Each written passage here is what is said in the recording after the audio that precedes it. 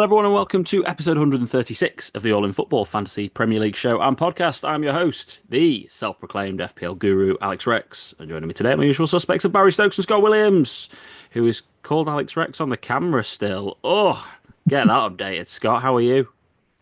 Oh yeah, no, yeah, sorry, yeah. Let me just get that updated to a fantasy football player that's half decent. Yeah, not bad, lad. I don't know how you do it. Same. Nice. Staying as it is. I'll update it for you, Scott.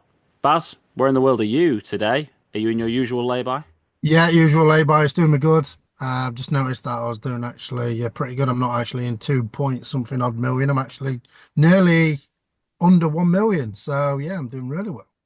What an absolute life you lead. And I think we'll start off, mate, by looking at the Manager of the Month table for April because it is the first time that you've been top of any league this season. Yeah, So come let's on. let's reflect on it. At the moment, you're 5 points clear of Ben Steers. Then we've got Harry Harshama underneath, and then it's Jeff Belcher, and then it's me. So what an absolutely ridiculous Manager of the Month table it is for April. We stand a chance. I'm I've got this has got to be the one. I've got to finally win a Manager of the Month, Baz. I love if I beat you now just for that reason.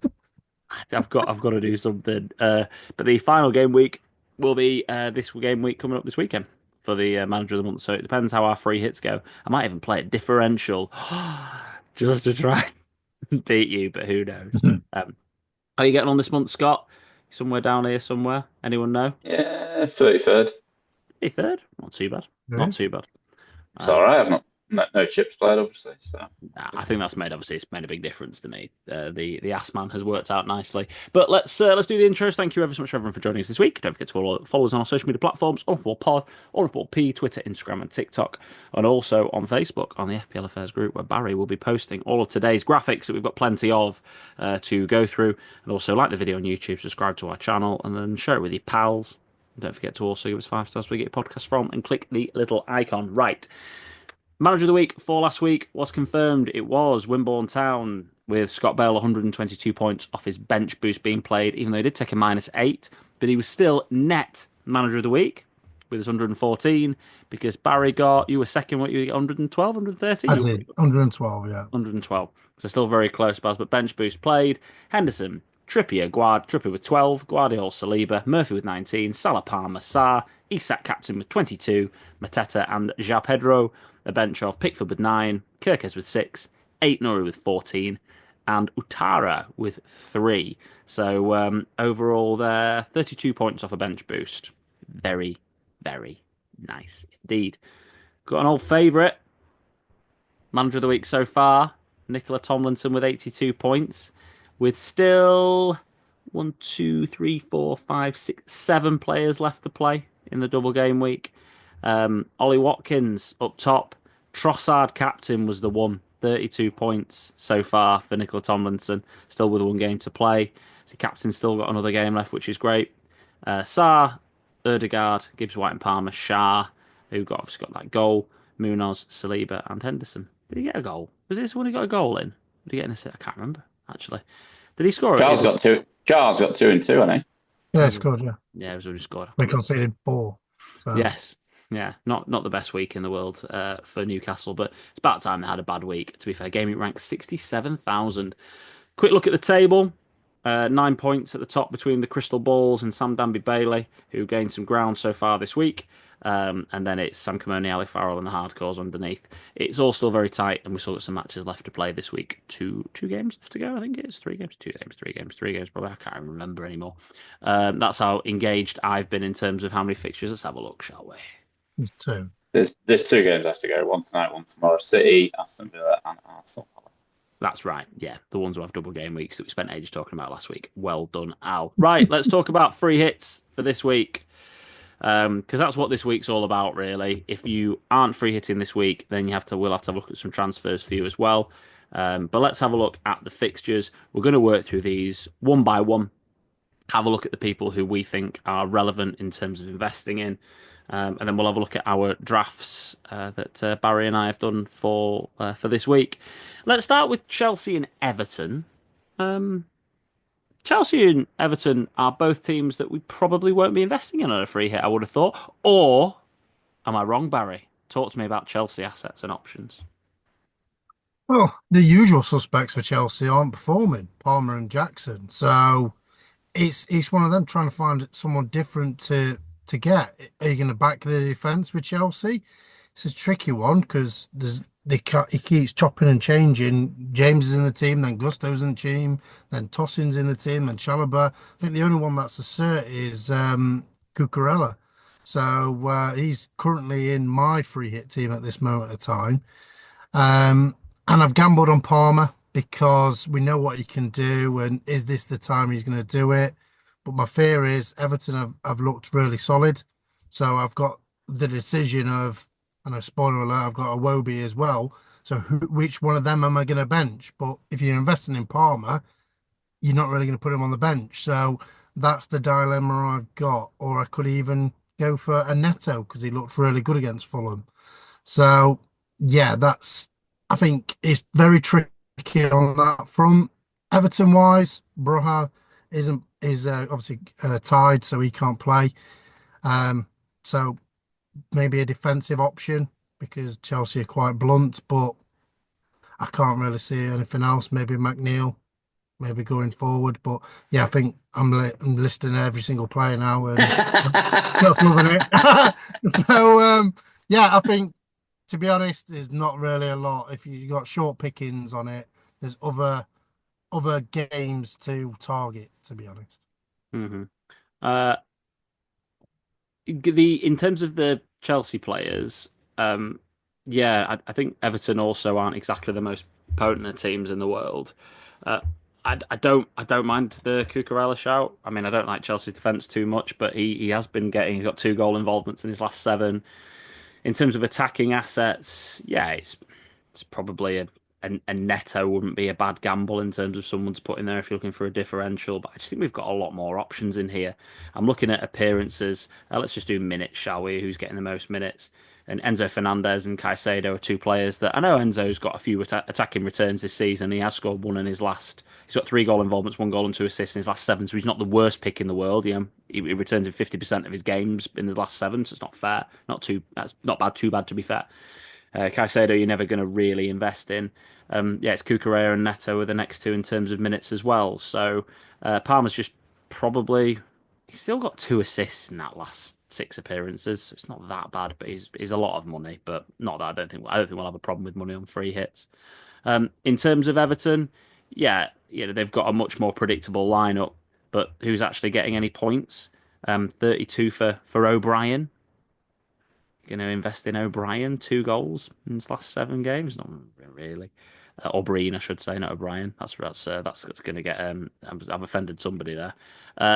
And Harrison with 28 points, one goal, one assist. Again, you're not going to go with Harrison. Maybe Pickford because he picks up some save points. But yeah, that's probably the top and bottom for me. Scott, anything to add on that fixture before we move on to the next one? I think the only thing to look at is especially casual fans might say, "Oh, Chelsea at home to Everton. Oh, Chelsea, they're a good team. Everton, I thought they're doing quite bad.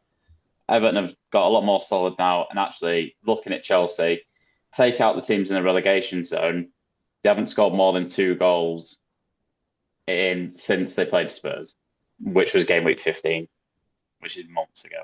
So, yeah, wouldn't be going anywhere near that game. Yeah, ninth versus 12th in the form table. Everton actually, again, in terms of away form, 14th, but they scored 12 in 16, but conceded 19, but a lot of them happened under Dyche, to be fair. So, yeah, again. Also, don't worry, mate, about the mispronunciation. I don't know if you remember a few years ago. Was it Diarra? Blasane Diarra played for Chelsea, was it, in Real Madrid? Yes. Or was it Richard Keys that called him diarrhea or something? So I wouldn't. It can be much worse. Well, as long as I don't go down the same path as Richard Keys in terms of broadcasting, then that's absolutely fine. Anyway, uh, you remember Brighton West Ham. Uh, interesting fixture because I think basically anything can happen in this game. Really, I'm not really in terms of goals from Brighton's perspective. Anything to pick up from this fixture, Baz? Any players from Brighton or West Ham? I think the only couple really that are screaming out are Bowen and Welbeck. Really, I think you could go crazy and look at other people, but Scott will probably get annoyed with me that I'm labelling every single player. There's no Cashin or O'Reilly on my list, so yeah, I think they're the only really two main people that I'll be focusing on really because they're getting the most returns. Uh, Mitoma's But back though as well. Is he yeah, somebody that you might want to potentially look at, Baz? And just because he's got the potential to return, that's I the think only. there's the problem is you've got a wealth of midfielders and quite a lot of people will probably be having like a full midfielder, like I just mentioned earlier, or quite a lot of Newcastle because obviously they got Ipswich. So yeah, he's trying to obviously find him it, put him in there. So for me, he's not on my list because he's just come back from injury, but he took his goal really well. So it could be him coming in for Palmer maybe, or Bowen coming in for Palmer if I don't change my free hit team that I've already changed about 15 times already. Yeah, it feels like it's only really, really well back. I mean, maybe a defensive asset if you want to put someone on your bench, but you're not going to start any of them, are you? They're not. None of them are delivering actual points going forward.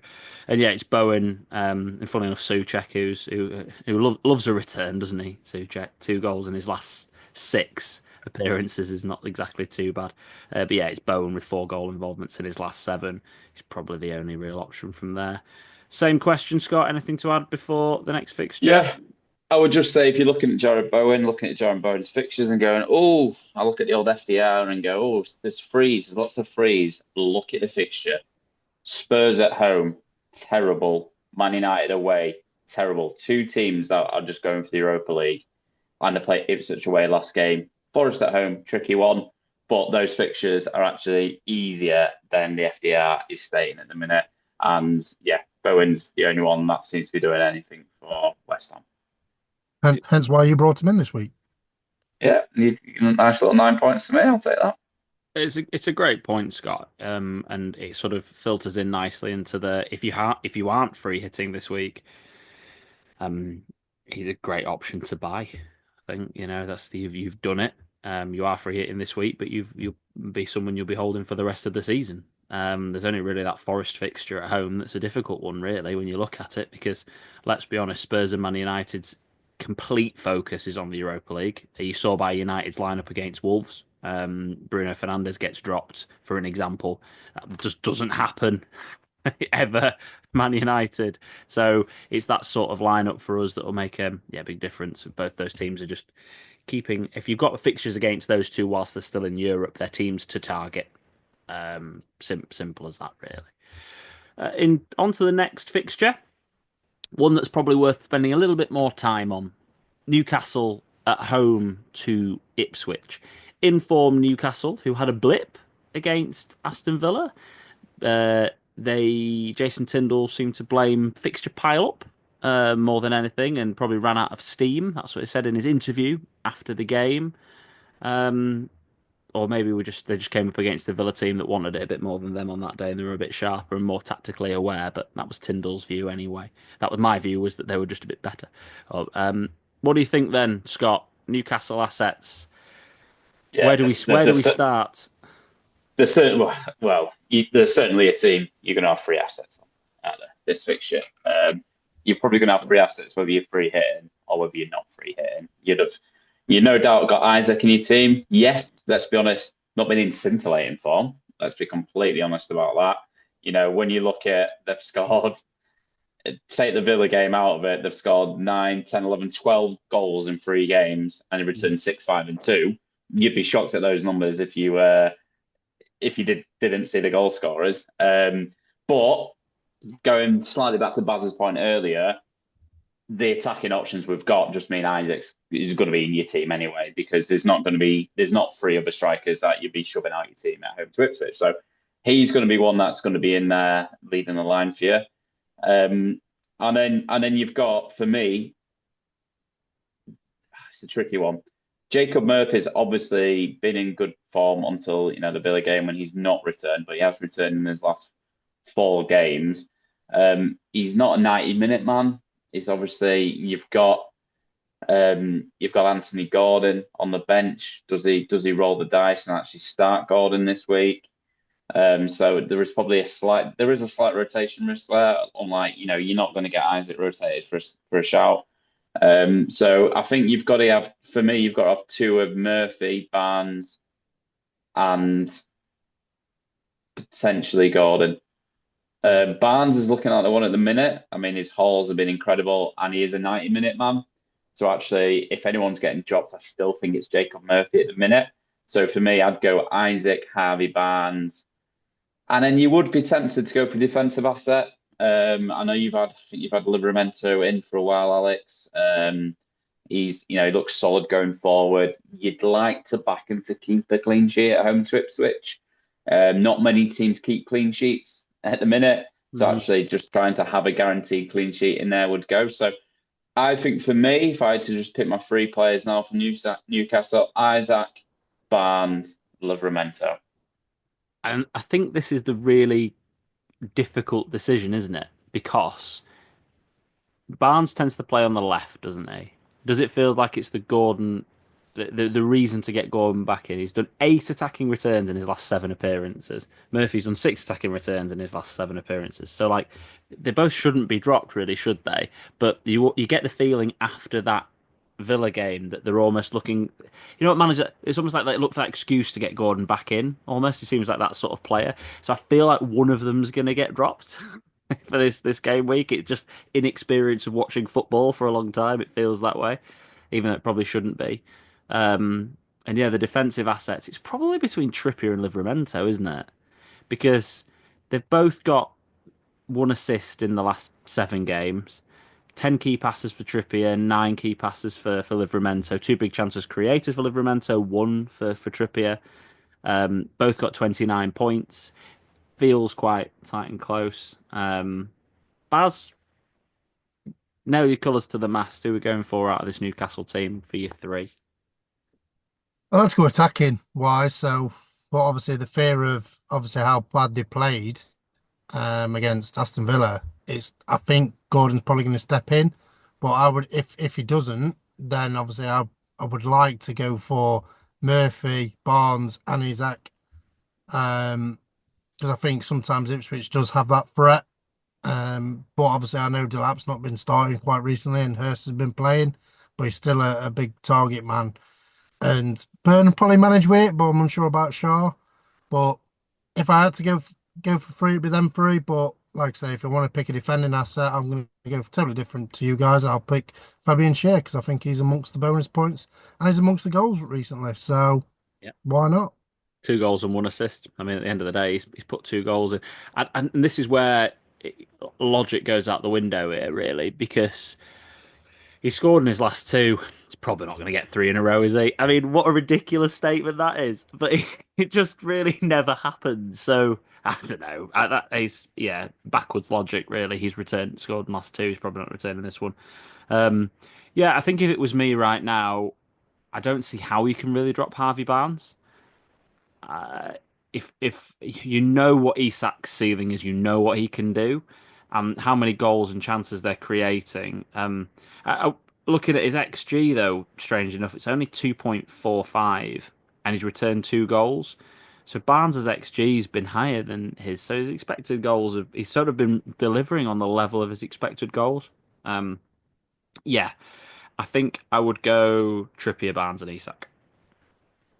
Think that's where I'm at this very moment in time. I'm guessing no one's putting any Ipswich players in, so let's move on Oh, to Johnson. Southampton, Fulham. Fulham assets have got to be on this list. Barry, talk to me about which Fulham assets you think we should be considering. Well, I mentioned Iwobi, due to the fact obviously he scored against Chelsea, took his goal really well, and he's looked a threat majority all season when he's played. To be honest, he's looked like their main man. You've got Sessegnon as well, who I was going to pick in the differential draft last week, but I missed out and panicked and gambled on cash because you two took my defending option. But he's listed as a defender and he's playing right wing. The only problem you've got now is Wilson's back. But Wilson was on the bench anyway and coming as an impact sub. So for me, I think Sessegnon has to be one of your picks, even over Robinson, because of he's playing more forward. So for me, he's 1.5% owned or something like that, 4.1 million. I know it's we've got no money really because obviously you might have a Salah, but you're not going to have a Haaland or Isaac or Palmer. You're not going to have all them crammed in your team. So you've got no worries about money. But I think the value for money there, he got 11 points as well. He looked really good. He looked good against Bournemouth as well, even though he came off and got a 1 pointer. But he still had chances to score. So I think he's going to be a good option for you. And then obviously Leno in goal as well. Our differential goalkeeping choice. He's always in one of our teams every week, near enough, and he gets save points as well. So I think you can't go wrong without picking Leno. So, and maybe a wild shout if you want to obviously potentially catch up with Pereira. Maybe he takes set pieces, could be a potential option.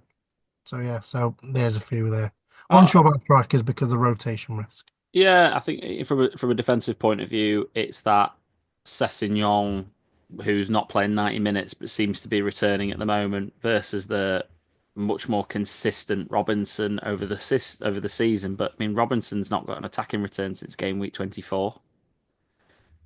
It feels like, I've put him in my free hit draft, Robinson, before I looked at the numbers and the statistics because you go, he's been the one that's been returning all season, not returned in 9 game weeks.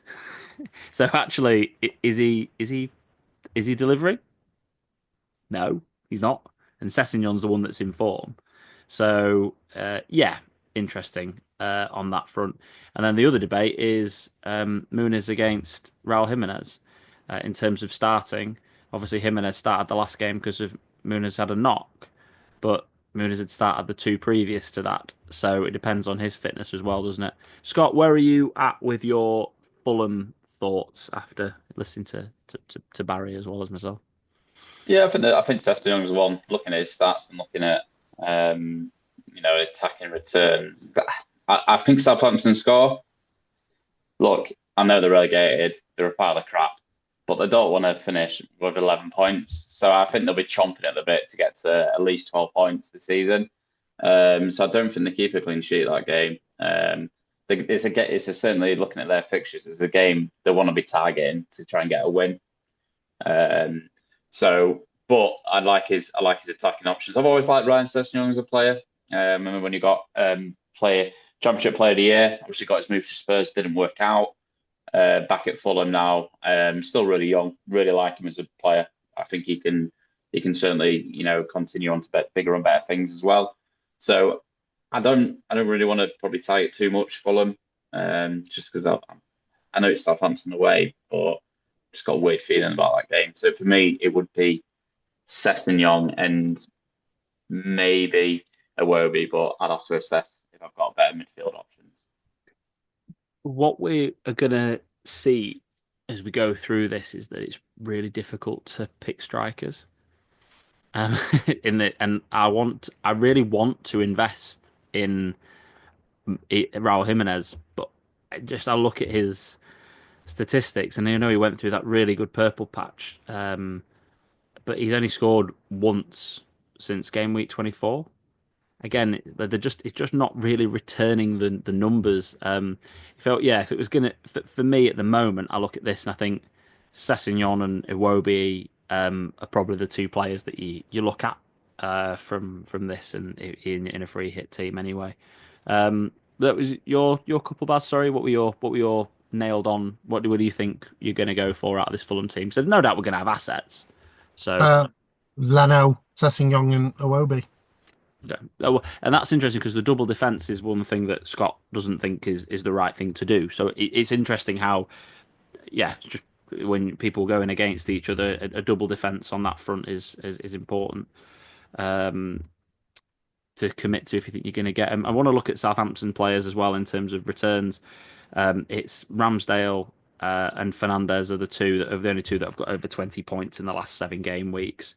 Um, who's been scoring the goals? Onuachu. I can never say that name. Okachunwo, is that? Onuachu. Onuachu? Bless you. Yeah, thank you. Yeah, Um, the sneeze.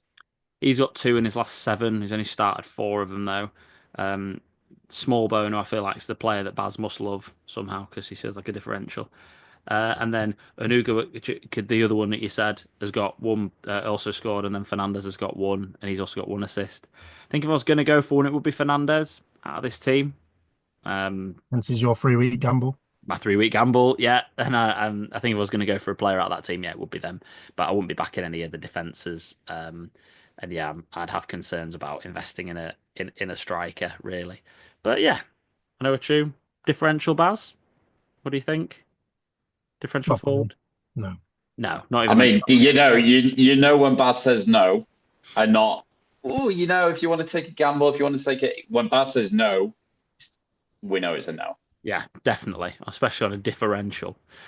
Wolves Leicester, right? One of the informed teams in the league. Wolves playing one of the worst teams ever. Leicester, probably 3 Wolves assets I'd have thought all day long. So let's talk about which 3 are we going for. Let's start with that debate up front. Do we go for Cunha and Strand Larsen, Barry, or is it one of the two? Talk to me about your favourite striker playing against one of the worst teams. Well, Strand Larsen's in form, so he'd be nailed on, and he's only still 4.9% owned as well. So I was quite shocked on that. So yeah, Yeah, so he's in the yeah, draft, and 4 points, yeah, Scott. Strand yeah. No, Larsen. it could potentially be my first pick. The spoiler alert there. Since I'm on 12 points. So yeah, so Strand Larsen is nailed on in your attacking with his axe, and then you've just got one left. But obviously, Fulham rotate the strikers, not in good form. Cunha, could you have 2 Wolves strikers? I'm currently sat on that at this moment of time. Oh, spoiler. Yeah, exactly. So because where else are the points coming from? You could argue Sarabia, maybe, but he comes off the bench and returns. You're not relying on the full 90 minutes there. So yeah, I think they're the only 2, apart from obviously you could go Jose Sarr and Nori, but I think that's it really. Out of that, I think they're your main strikers. To be honest, I think it's going to be quite a template strike force in the free hit. Are you tempted Oh, by disagree with that, Baz. are you tempted by Manetzi though, Baz? Before I move on to I, Scott's. I was, but he hasn't done a lot for me recently. I saw him, saw some highlights in the Man United game, and I was like, yeah, no, I've gone. He's gone off the ball now. I've gone on to gone on to other people, and to like Sessegnon, for example. Absolutely, yeah. If you've moved on swiftly, Scott, talk to me then. Strikers. Strikers, yeah, I think we haven't touched on them yet, but I think there's a couple of teams coming up where you definitely probably want to be looking at a striker. So I don't know. I always feel a bit nervous edging my bets on like 2 strikers from the same team or 2 midfielders from the same team. It's really weird. I quite happily have 1 midfielder and 1 striker from the same team, but when they're the same position, I panic. I'm the Um, same as you though, because you're like, I want to invest it. I think the returns will be from those guys in that team. That's what I yeah. go for. Yeah, I don't you mean? It's a weird one because Leicester are terrible. So I'm not saying I mean, you definitely want three. You definitely want three Wolves assets, and it is where else you want the assets to come from, I guess. But I'll be honest, I don't mind the keeper, but again, flags on Jose Sarr at the minute. He got injured in the warm up. Leicester. Let's be honest, they can't score for toffee. And I think there's been rumours today that John Dyche is coming in next season. Interested. So yeah, I don't know. I like to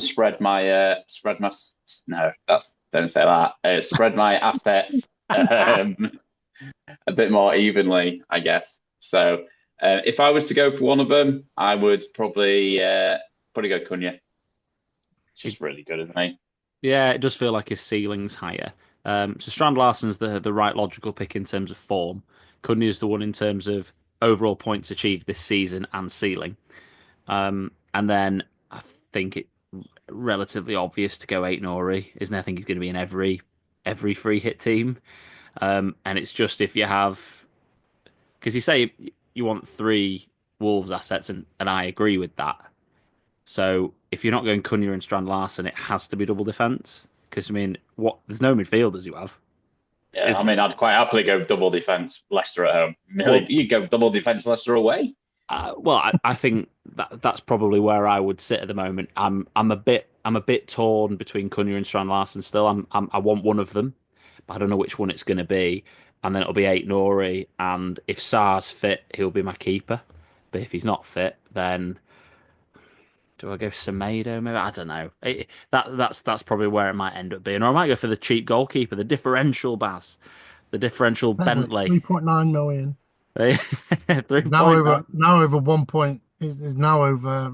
I think he's 1.3% owned. Smart. So yeah, I mean, it's not a bad life, is it? He's played his first minutes the whole season away at Old Trafford, clean sheet, bang, away we go. he didn't And have a lot to do either. I mean, weirdly, we were the better team probably over the whole game. But it's He's yeah, gonna but score. we're so dull. We can't score goals really. That's our problem. Unless you're Harry Maguire. Harry Maguire, what a guy, what a player, Kobe Mainu. Anyway, let's move on to the next fixture. Oh, it's us. So which Bournemouth players do you want three nailed on against United? You know what are we? Where Yeah, where are double, we double sat? defense on that one. This is a thing because we're not very good up front at the moment in terms of scoring goals. So a Bournemouth defender seems a Yeah, I logical move. mean, Kirk has nailed. Like, I keep leaving on the bench and he keeps hauling. It's really annoying. So I feel like Kirk is already nailed in that one of those 2/3 players personally. Hmm. And Okay. then where else? Where else do we go? Where else are we looking, Scott, in terms of this Bournemouth team? And yeah, like if you're not going double Wolves, I like to throw it on Francisco, Evan Nielsen, De Lima, Barbosa. I I know he's a couple of weeks about returning, but he does have like we say, he has got double digit holes in him. Man United are just like you say, this version of Man United in the league are really bad. Um, I'll put it in there, Alex. The only unbeaten team in Europe at all the competitions. Mad, isn't it? This, yeah.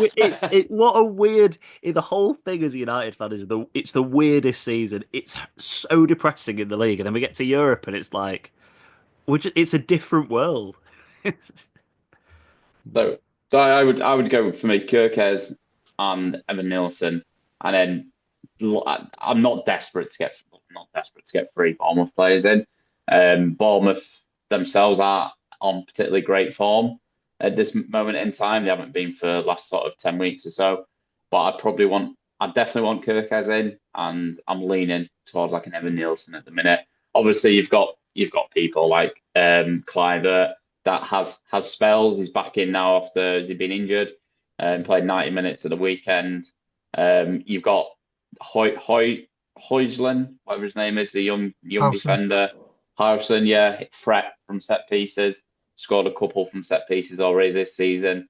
And Sabranier, Mhm. correct me again. Briny.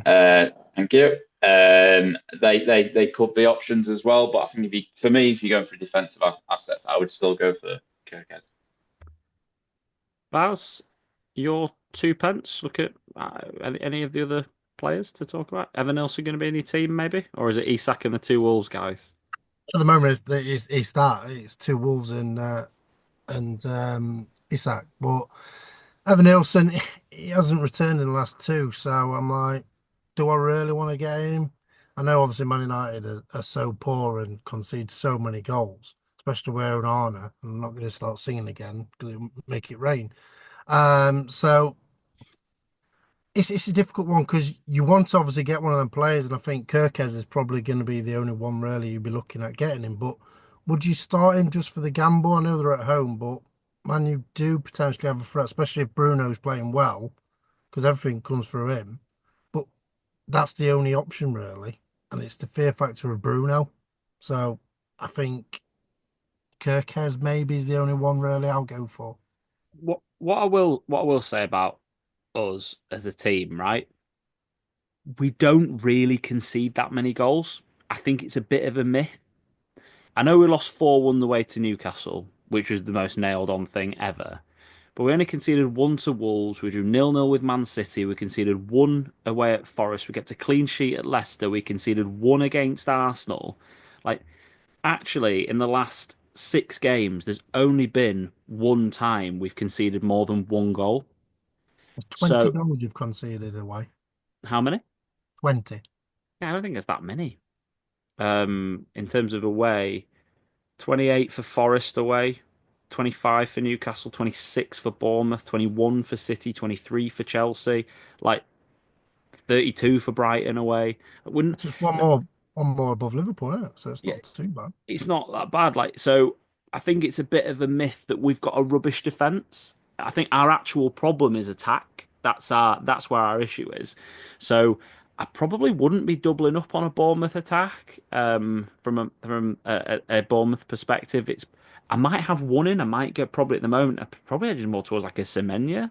Um, you know what it's like. Also, we're linked heavily with Semenya, so he's probably going to punish us. It's just the classic narrative, isn't it, as well? Um, but yeah, we've only conceded 46 in the league all season, but yeah, it's 38 goals we've scored. It's just absolutely awful. So Kirkez, I agree, nailed. Maybe one more attacker, maybe. But yeah, that's probably where I sit. And yeah, I wouldn't be backing any United players because to be honest, I don't know who's going to start. I mean, probably Christian Eriksen and Mason Mount will get some minutes or something, but you're not going to go for any United players. Hoyland kind of has to start because our only fit striker was Xerxes out for a season, but maybe Obi does. I just wouldn't bet on any Man United players whatsoever in that team. Liverpool Spurs looks like a really, really tough game, doesn't it, on paper for Liverpool? Nope. At home against the team that are always fully invested in Europe. Are we being really naive to not have 3 Liverpool players in our team, Scott? Or is it just we're not sure who we would be picking? It's a tricky one, isn't it? Because again, it takes you back to if you had a striker that was sort of playing guaranteed to play every game, you could look at split it, spreading your assets out for this game and having one in each position. But it just makes it tricky when there's not that forward option for Liverpool at the minute.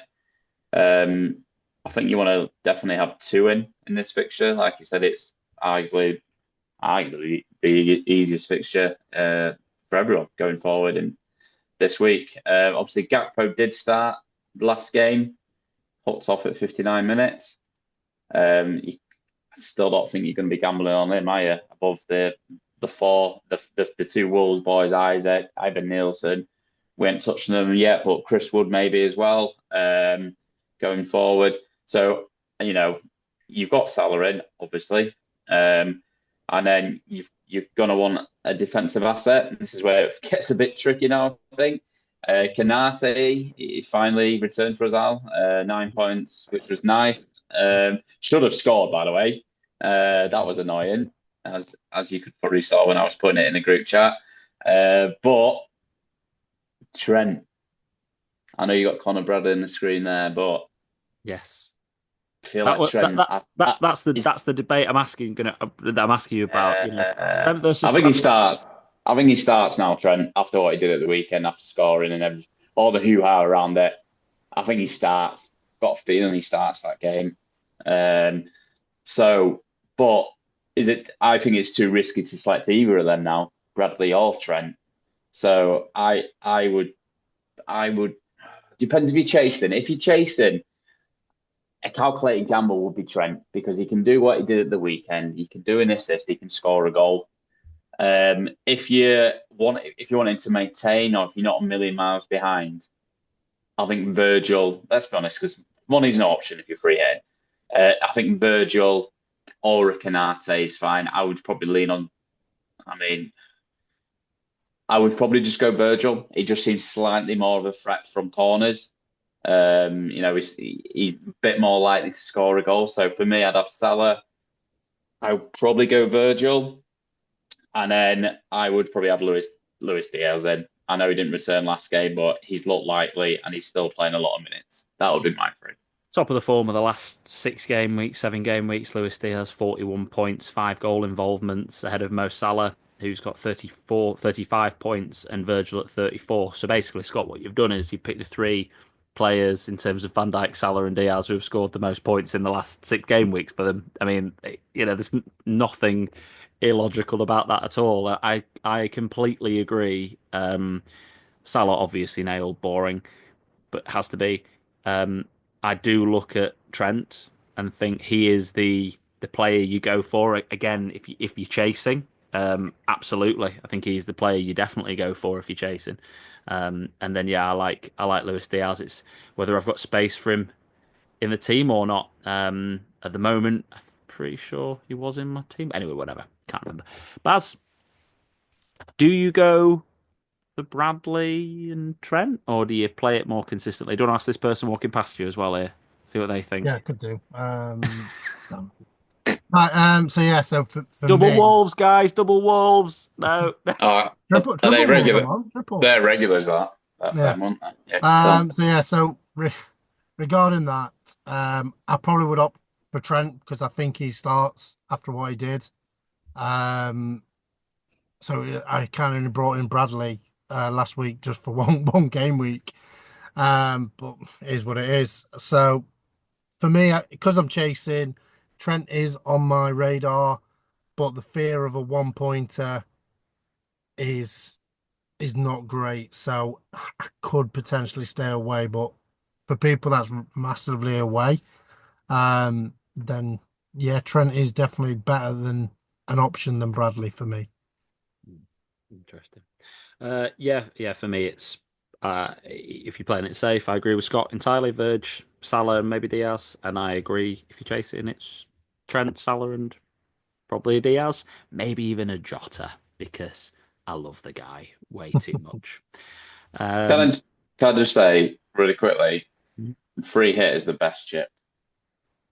I It's the love most it. fun. It's the most fun chip. It's a simple chip and it's fun. This is what the game should be about. Not complicated, bloody assistant manager things. Simple, easy to understand chips. I Or agree. like what the Europeans do and put unlimited chip in, so you got unlimited money. Hmm. Yeah, why not? Unlimited is the same thing, isn't it? And it works well. People love it. And it is great fun because you can just go pick whoever you want, and everyone thinks they can. And also, it's a week we can just go totally different and pick players that you wouldn't normally have in. Like, I'll be honest, I'm never having Van Dijk in my team. Just, I mean, you go Canate, you go in Trent, aren't you? Really for longer term Yeah. picks, and like just some, just have players like that in, and Forest, Brentford, Scott. Talk to me about Nottingham Forest, and you talked about the would-be man potentially in your strike force in a free hit. Yeah, sorry, I was just doing a free hit team. Let's get this up. Hey, Yeah, I mean, obviously there was on two games in a row that lost after a good run of 3 victories in a row, and then last night, good performance away at Spurs. I know we joke about Spurs, but it's squeaky bum time for Forest now. They're having a great season. They don't want to let it go. So tough fixture to go away anyway. Really, when you've lost a couple and you're fighting for Champions League, but they got the job done. Chris Wood, he's just really solid. Um, this thought has literally just come to me, but if Forest went a bit cray and decided actually we're Champions League football next season, we're going to get some bigger players in. Chris Wood gets shifted. Oh, tell you what, Leeds United, get him back there. Like, what a player that would be for Leeds United. Um, but Chris Wood deserves his Champions League football after this year, Scott. he does. But yeah, any club would be lucky to have him. Obviously, he's gone a good few game weeks now without scoring, but we know it's one of your favourite sayings. He's a bit of a streaky player. He's been very maple laced streaky bacon this year because the streaks have been long and they've been delicious, especially when you've got him in your team. But he scored obviously yet last night. I think Brentford at home, Brentford decent but leaky. We know they're not got the best away record in the league. So yeah, I think if you're going for one, I would probably have him in over Evan Nielsen. You've convinced me with your stats you just read out. I'm easily convinced. It's what you do. You listen to what people tell you, the facts, and then you digest it and you lead your mini league. Anyway, You do, mate. Yeah, you do. If you um, so for me right now, it's Isaac, and then the decision is Chris Wood or the two Wolves guys. So yeah, you know what you're getting with him. Barry, are you looking at any of the Forest players to invest in for this game against Brentford? Well, Brentford only conceded 21 away, and you said obviously Man U have done that's a good number because obviously Man U's only got 20. So yes, Chris Wood only looks like the one that can put the ball in the back of the net for him. Anderson looked good last night, but obviously he's more of a holding midfielder than an attacking option. Gibbs White's gone off the ball. Hudson-Odoi was on the bench. Alanga looks off the ball as well. So defensively, conceded against Spurs, even though they had loads and loads of chances. So I think it's probably only going to be Wood, really, looking at it. I think he's going to be the only option, really, but he's not in my team. And I've been stung by him before where I brought him in, then took him out, and then he's hauled massively. And I've been stubborn and not going back because I've kept faith with Haaland. So, um, yeah, I think I'm going to be stubborn again, and I'm not going to have him in my team, Wood. Yeah, I think he probably just misses out in terms of the list of strikers, doesn't he? But there we go. Eh? Let's. I will quickly ask because I've got to. Are Visser and Mbumo on anybody's list? I mean, in terms of form, they're in form. I know it's a tough fixture away at Forest, but Mbumo's the second highest scoring fantasy player this season. Any thoughts Uh, about having them in potentially? unless 3 or 4 players get injured, I don't see how they're getting in anyone's free hit team. Baz? They're too far behind the queue. Yeah, I think Scott's right on that. If you're not free hitting, it could be worth a transfer maybe. But obviously your probably most priority transfer would probably be like a Bowen, like what Scott mentioned earlier. But for me, I think Wisser is a good potential option for a striker, but I think he's like fifth in the pecking order, maybe even sixth. It's really difficult because I think if you look at, for example, like if you look at Forest, so conceded one, conceded one, conceded one, conceded none, conceded two. You know, they're a pretty solid defense, and I think Sells has still got. Has he got the most clean sheets this season? He Maybe has, yeah, by one. by one. So Well, 13, I think. and also in terms of away form for Brentford, they are 13th in the league. They have only scored 22 goals in 16 away games. So I do.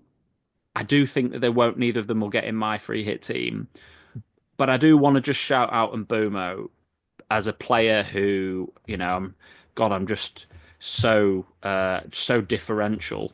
But in terms of all players for this season, in terms of total points, he's the only other player other than Salah to get over 200 points a season.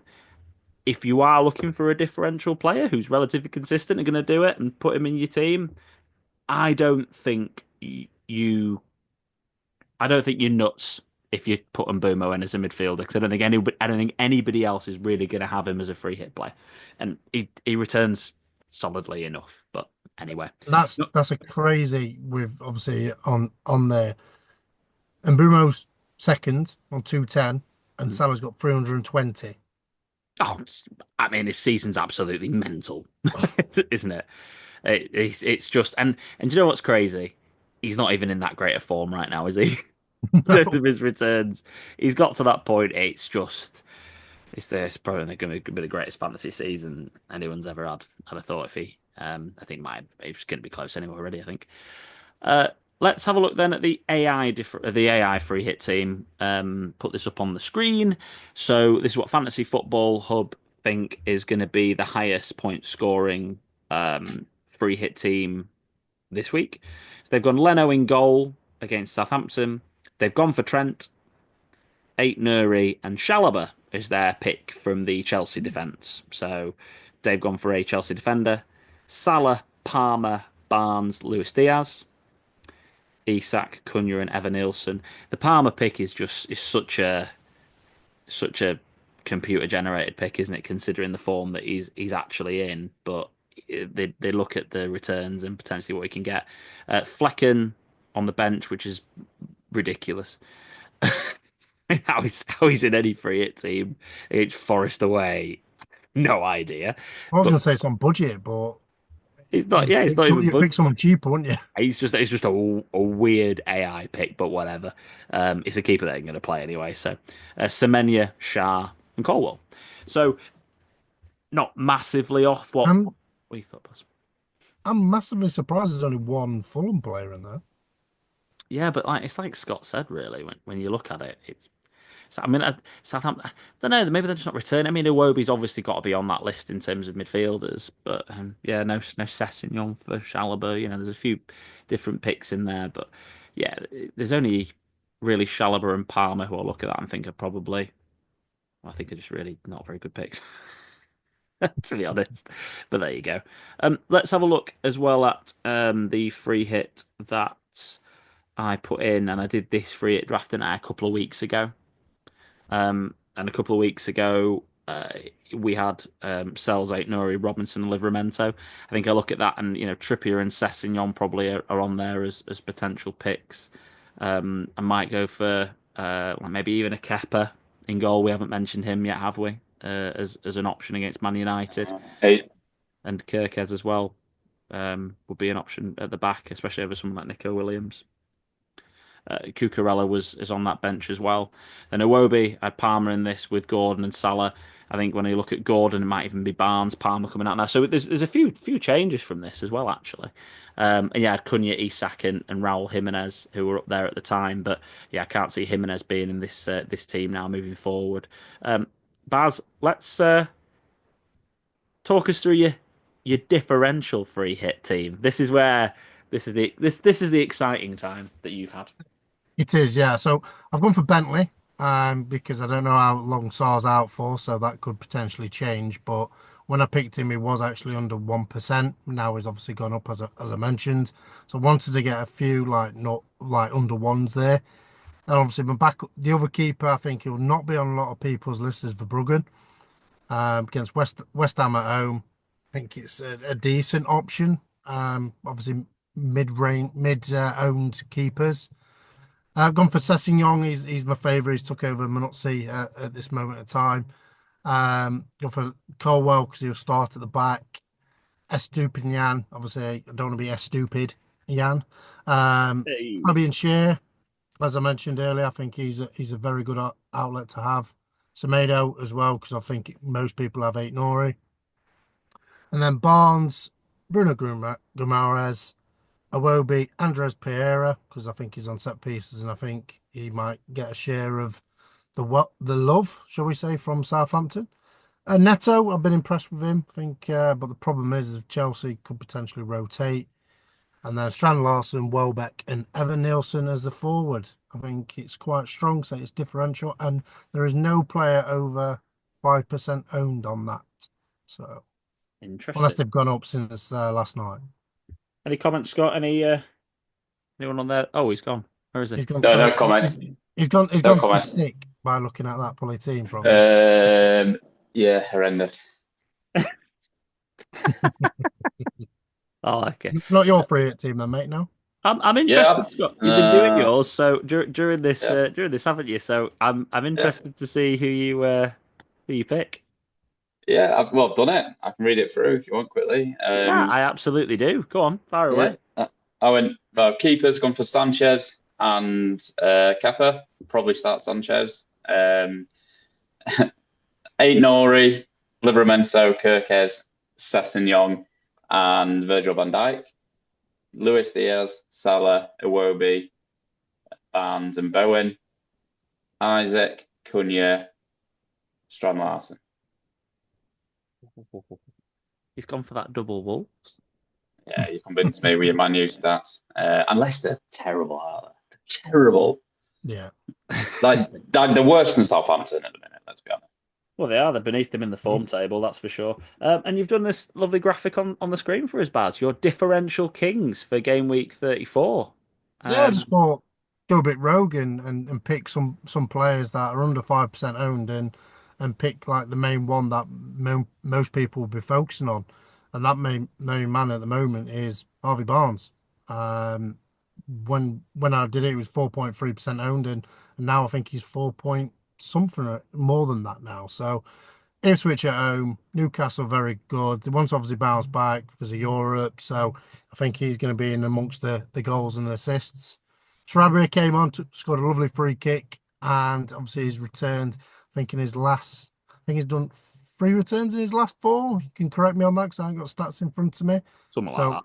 yeah, it's either two. It's between two and three. Andres Pereira, as I mentioned, is on set pieces. Most things come through him. He's a bit like Odegaard. He's like or Saka against Ipswich. He's the one that gets the assist before the assist. And then Sessegnon, because he's obviously classed as a defender, but he's playing as a winger. Anderson, because I was impressed with him last night. I thought he looked really good. He's actually having quite a lot of shots and getting amongst it more than what Gibbs White was. And Neto, was a speed merchant, gets in, gets the crosses, and hopefully Jackson can get on the end of them because he missed a few last week against Fulham. So yeah, I think there's a few to look at. Like it. Let's finish off this section by talking about captains for this team as well. So I Scott, just where's nearly your threw up thinking about that. Oh, it's horrendous, isn't it? Do you know what? I love the free hit a minute ago. Hate it now because I don't know who to bench, don't know who to captain. And you know the captaincy. This is massive this week for captaincy because there's going to be a variety of different captaincies. So at the minute it's on Isaac, but I'm like, we've just talked about how bad Spurs are. Liverpool win that game, they win the title because I think Arsenal win tomorrow night. So I believe, correct me if I'm wrong, Liverpool win the title if they beat Spurs on Sunday. Um, So yeah, look, I'll get yeah. So I don't know. It just feels like a game where they're going to smash Spurs like 5-0. I'm going to go for. And then you've got Leicester, the worst teams, and you've got two attacking assets there. Oh my God, I don't know. Someone's gonna be right and someone's gonna be wrong. I think we'll see a lot of Isaacs, Salahs, and I think it'll be mainly Isaac and Salahs, but I won't be surprised to see some like Harvey Barnes and Cunha's thrown in there. So um the AI obviously picks Salah and then Isak's second. Yeah, it's there's some really good differential picks, isn't there? Yeah, I think the Cunha Strand Larson picks are the real differential ones, aren't they? Baz, where's your armband sat at the moment? I've just been boring this week. It's on Isaac at the moment, but I am contemplating putting it on Cunha. Just for the fact, obviously Leicester are so bad, and obviously Cunha's, we know what his ceiling's like in his acts out of form, and Salah hasn't returned recently as well. So I want to try and obviously get some more potential points out of that. So I think I might change it to Cunha, or I might let the wheel decide. Maybe Oh, might bring it back. the wheel. Yeah, unfortunately, lads, I'm very boringly on Salah at the moment. Um, I just, yeah, that Spurs game, I just don't see it. I think I don't see Spurs doing well at all in that match. I think Liverpool, like you say, yeah, they win the league. So 30, even if Arsenal win, then Liverpool are 13 points clear, and Arsenal can only get 12 more points. It just feels like then Spurs are going to have their eyes on another game, which they are on the European game. Yeah, It's got the hat trick narrative and Peter Jory saying some kind of line about the Egyptian king, sitting on the top of his throne as a Premier League champion, and when he scores his third goal, it's got the whole narrative. it does. Um, but yeah, it feels a massive week for captains this week. Yeah, it does. So 26th of April, which is Saturday at 11 o'clock, is the deadline for that. Couple of things to touch on as well, Baz, that you talked about as well in terms of picking players from game weeks. In fact, I'll go to this one after. Can I just say something really quickly, Al? That's right. Yeah. Looking at this free hit team now, if you've used your free hit, I think you got some massive issues this week because we might be wrong, but you look at that, and I'm looking at my free hit teams and yours and what you've done there. There's a lot of points there. There's a hell of a lot of points to be had on these free hit teams. If anyone's been engaged throughout the season, and if anyone's listened to this podcast throughout the entire season, I've said free hit 34. If you have taken it on, it was 29 or 34, but 34 has always been the week for me. And yeah, I've always put part of this because it is the week. If you can tell the managers at the top of the league generally are all pretty engaged. I think there's only like Jeff who stands a chance of the title who's used all his chips, and he's obviously going to have to navigate this week without. And this is where I'm going to go to Baz now because you've been talking about the 3-4. We've been talking about these three forwards on the screen, Cunha, Visser, and Wood. We've talked about them throughout the podcast really in terms of who you would pick. Um, Baz, talk us through this. If you're not free hitting, I'm guessing this is where this sort of conversation comes into play as these three strikers have all got good fixtures for the rest of the season. Yeah, so I did this, and because obviously Mateta's out of form, and I'm thinking, who can I get in to replace him? I can't afford Watkins because he'd be the main culprit to bring in.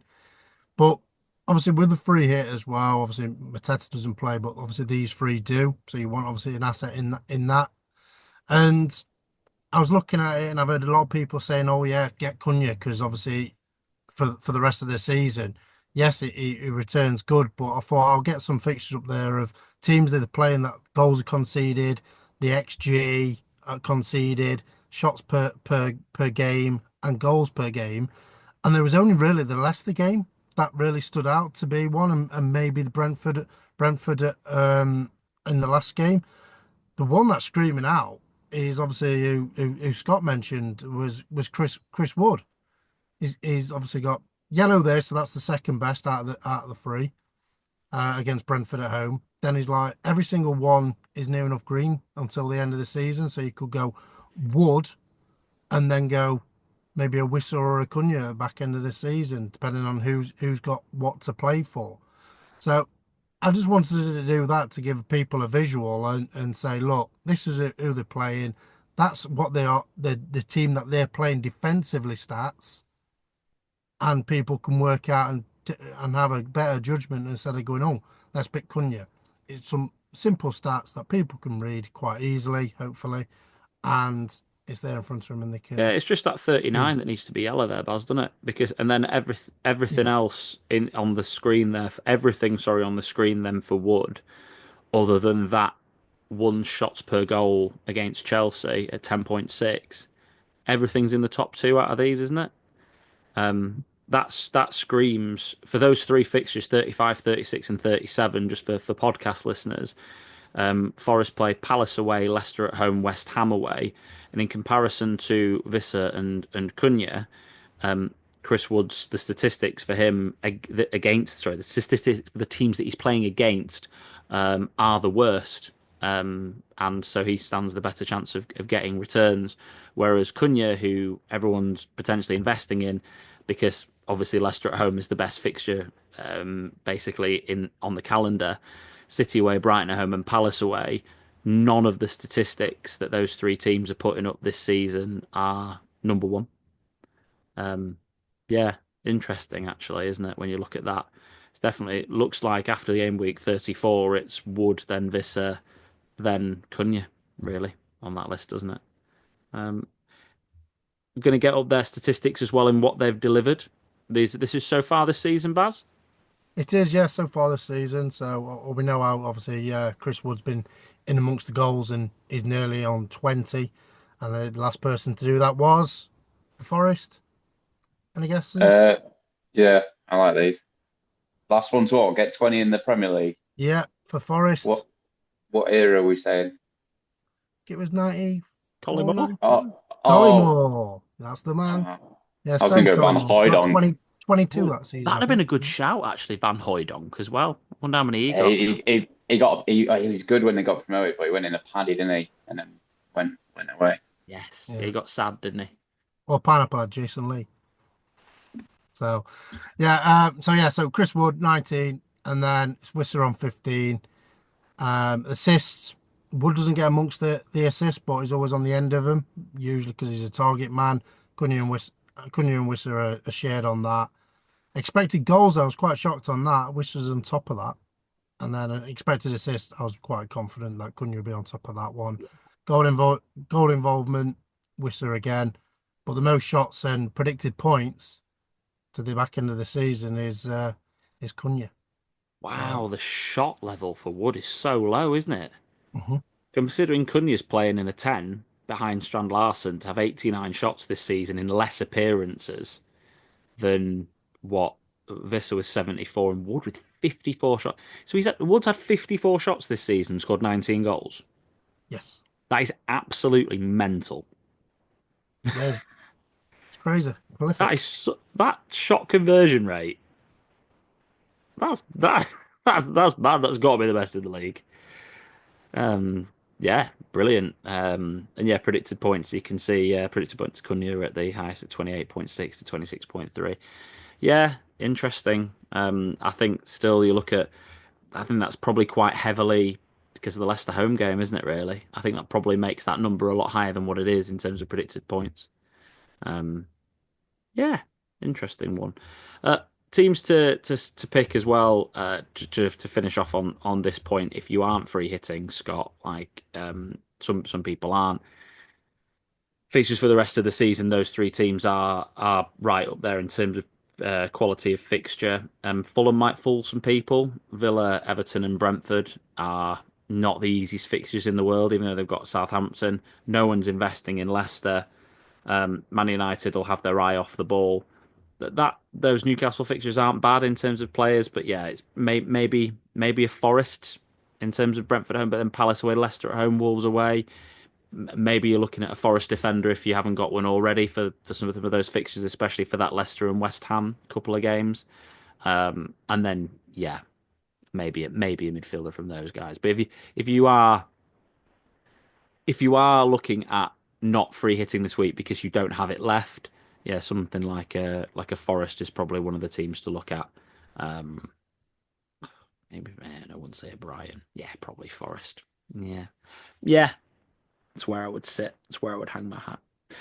Anything to add, lads, before we do our differential draft? No, Are we doing that, are we?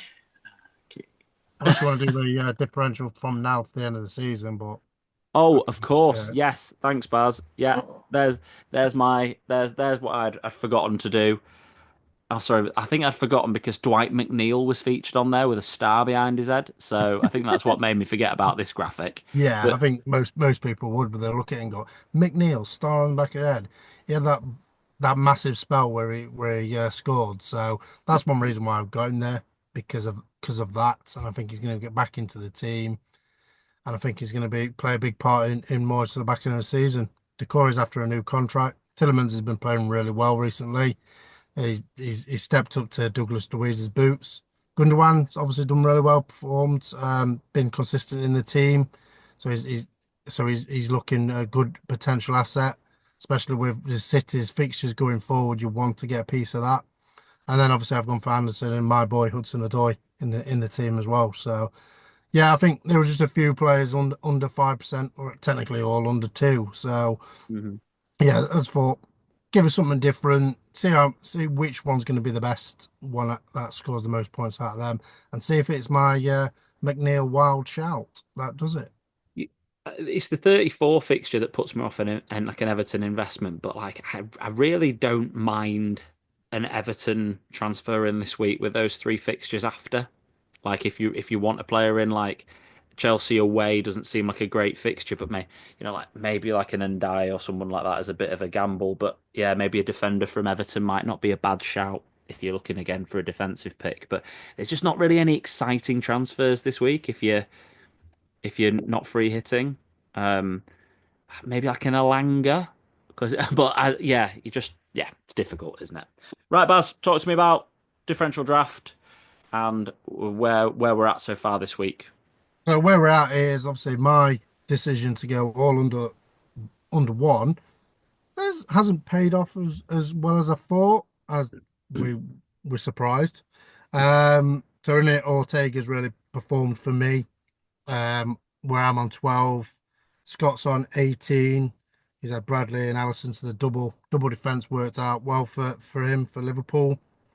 And Alex, you're on 19 because you had Bowen and Kivior. So I've got three still to play.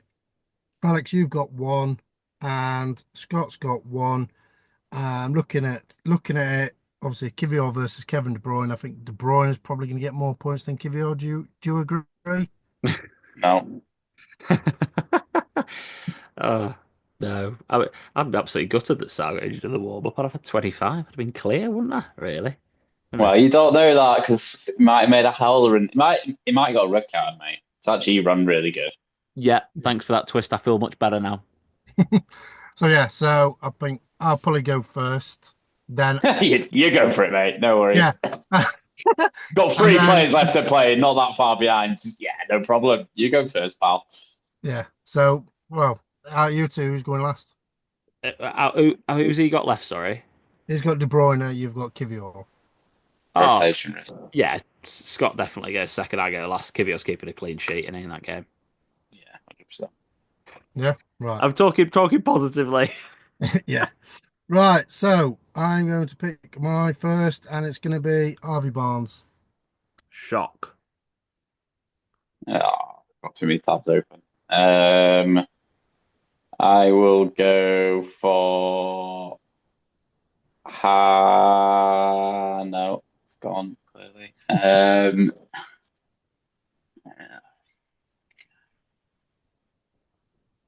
Pardon? What? I love that. No one said anything. I was like, pardon? That's Another his, dead I'm air? gonna in a voice. gonna roll the dice. We're gonna roll the dice. We'll go Tony Gordon, 7.9%. What do you meant there? We'll go with Tony. Oh, what is he talking about here? Um, Is it Saudi League we're doing now? Draft. Avan. right, well, Avan to smell your blood. I thought this would have gone better. I'm going to go for Cunha. It's 9.1%. Oh, Strand Larson. Stan Lawson's trading for Barry. Yeah, so shocker, yeah. We'll go. We need to get that pizza pie in, don't we? So we'll go. Do you play football anymore? Your career's over. I will go Nelson Semedo, 0.7%. Whose career was over? Probably Dawson, probably. Matt Doherty, was it? He-chan. Oh, Hwangy. Oh, miss him. No, Menetzi's got him now. I'll go for Jota at 2.8 because you know I love him so much. Can't wait for him to score goals against Spurs. Since you love someone so much, I'm going to go for someone I love so much. Sessegnon. Here he is. Ryan.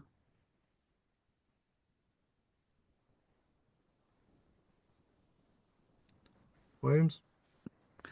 We've lost Sorry, him. just get my tab up. So We've I'm lost looking. him.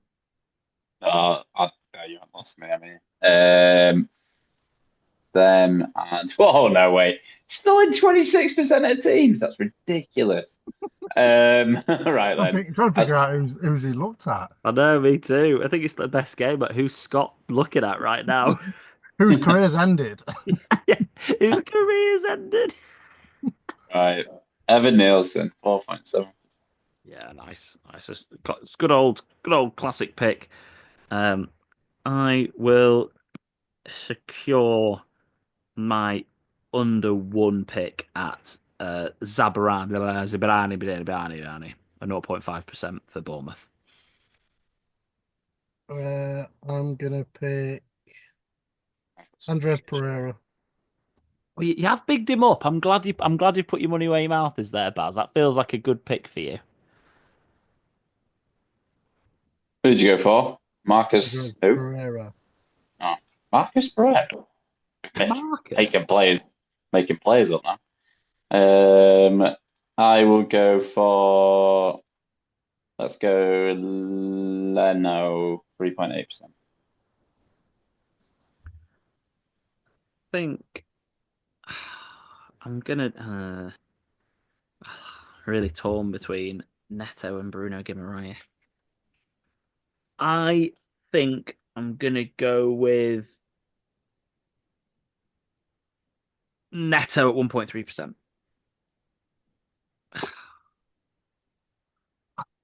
But the decision is Jose Sarr going to be fit? Who knows, mate? I know. I'm going for Jose Sarr to fit. I'll go for Bruno then. I love getting Bruno in there. Differential. Did you go for Leno, Scott? I did, Yeah. yeah. Well done for listening. Thank you very much. Trying to pay attention to that. So we've got Leno and Sarg on, so it's Verbruggen versus Kepper. Am I going to go double Bournemouth defence against my boys? Yes, I am. Wow. Kep Kepper, 3%. So yeah, double Bournemouth defence. Kepper, Zabrani, Neto, Jota, and Mateus Cunha. I've got Jose Sarr, Sessegnon, Barnes, Andres Pereira, and Strand Larson. Actually, the probably Oh, team I would pick. yeah. I Oh, don't know. funny enough, you went first, mate. Uh, Must Leno, Semedo, Gordon, Bruno, Evan Nielsen. I mean, Gamble. let's be honest. If those players, if they start, Gordon for an example, and Sarr start, and then Jacob Murphy does get dropped like we thought, we've got some pretty strong teams there actually, which says it all about the free hit really at the end of the day, because all of those are players that are beyond the cusp of getting into free hits. So yeah, exciting times. Right, lads, I think that draws us to a close. I will. But have I forgotten anything, Baz? Talk to me. No, I think we've cleared it all. Good. I did forget one graphic there, so there you go. Thanks for keeping on the straight and narrow. Right, thanks for joining me this week, boys. Don't forget to like the video and subscribe to our YouTube channel, and share it with your pals, because we always really appreciate that. Hopefully, this has been a good and helpful video for you when it comes down to organising your free hit team or picking your transfers moving forward. Don't forget to give us 5 stars where you get your podcast from, and click the little bell icon on Spotify, Apple, Amazon, wherever you listen to your podcasts. And follow us on our social media platforms, all in Football Pod and All in Football P on Twitter, Instagram, and TikTok. And also follow the FPL Affairs Facebook group, where Barry is an admin and he posts all of our lovely graphics. Scott, what did you just get in the darts that you're playing? Bullseye. Bullseye. Oh, 25. Oh, Yeah. thanks for Ah, joining us, Scott. Really appreciate your time. cheers. And Baz, thank you for joining us. Cheers. And it's goodbye from me. Goodbye for now.